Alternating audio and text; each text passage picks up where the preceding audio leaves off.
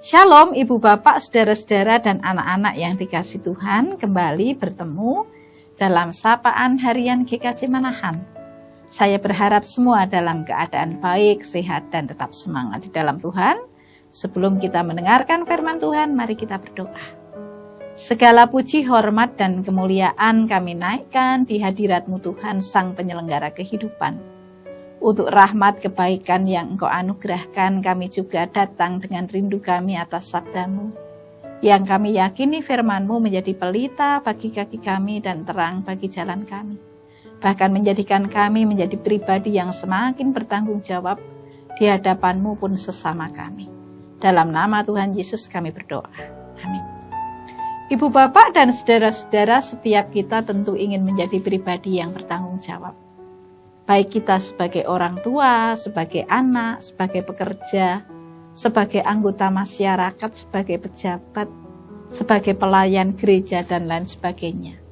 Kita dengan keberadaan kita masing-masing juga diberi tanggung jawab, baik oleh Tuhan maupun oleh orang yang ada di sekitar kita.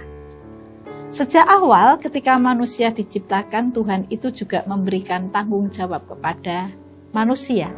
Kejadian 2 ayat 15 itu mengatakan Tuhan Allah mengambil manusia itu dan menempatkannya dalam Taman Eden untuk mengusahakan dan memelihara taman itu. Jadi dengan kata lain, Tuhan sejak awal memberikan tanggung jawab manusia untuk mengusahakan dan memelihara supaya Taman Eden yang diciptakan Tuhan dalam keadaan baik tetap baik adanya. Mengapa tanggung jawab itu penting?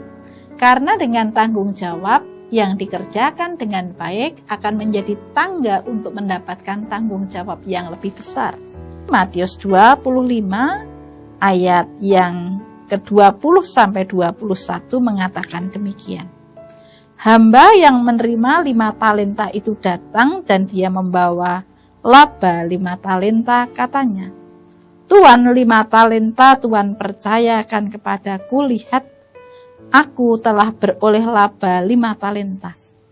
Maka kata tuannya itu kepadanya, baik sekali perbuatanmu itu, hai hambaku yang baik dan setia, engkau telah setia dalam perkara kecil, aku akan memberikan kepadamu tanggung jawab dalam perkara yang besar, masuklah dan turutlah dalam kebahagiaan Tuhan.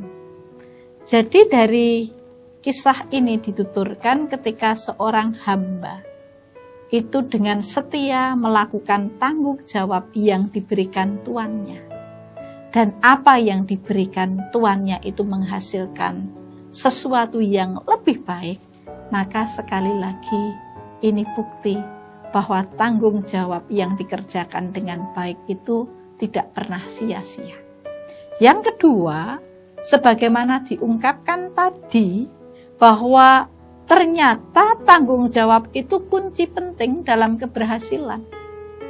Seseorang itu ketika diberi tanggung jawab dan dia mengerjakan dengan baik, tentu hasilnya jauh lebih baik dibanding dari orang yang diberi tanggung jawab dan dia mengabaikan.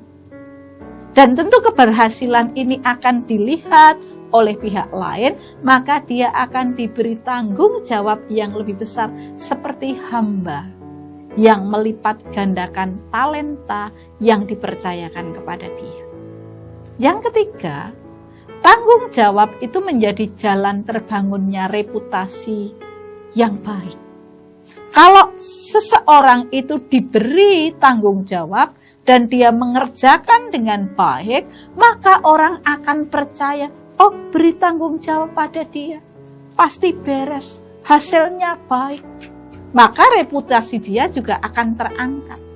Tetapi kalau diberi tanggung jawab sederhana saja dia mengabaikan, hasilnya mengecewakan, maka orang juga akan mengungkapkan, jangan diberikan pada dia. Aku sudah pernah memberikan, gak dikerjakan, hasilnya gak baik, sak-sae. Maka dia juga tidak akan diberi kesempatan untuk tanggung jawab yang lebih besar.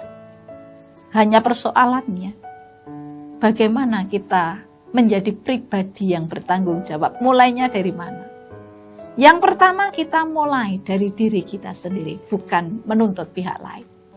Setiap saat kita mengambil keputusan, setiap saat kita diberi kepercayaan, mari kita lakukan dengan penuh tanggung jawab.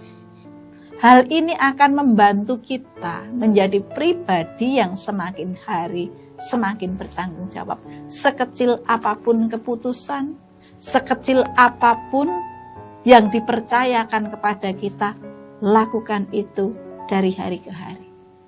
Yang kedua, bersahabat dan belajarlah dengan orang yang menjalani hidupnya dengan tanggung jawab.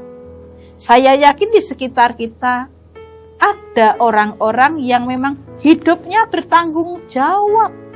Bertanggung jawab menggunakan uang, bertanggung jawab menggunakan waktu, bertanggung jawab dengan apa yang dipercayakan.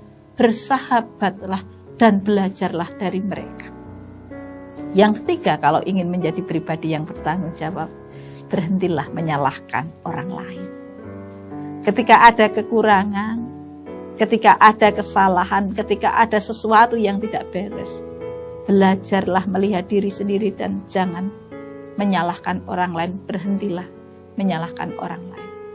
Yang keempat, membiasakan diri menyelesaikan apa yang telah kita awali.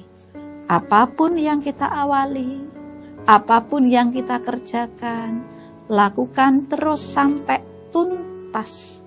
Dan ini akan menolong kita menjadi pribadi yang bertanggung jawab. Selamat mempertanggungjawabkan dan selamat menjalani hidup dengan bertanggung jawab. Tuhan memberkati. Amin.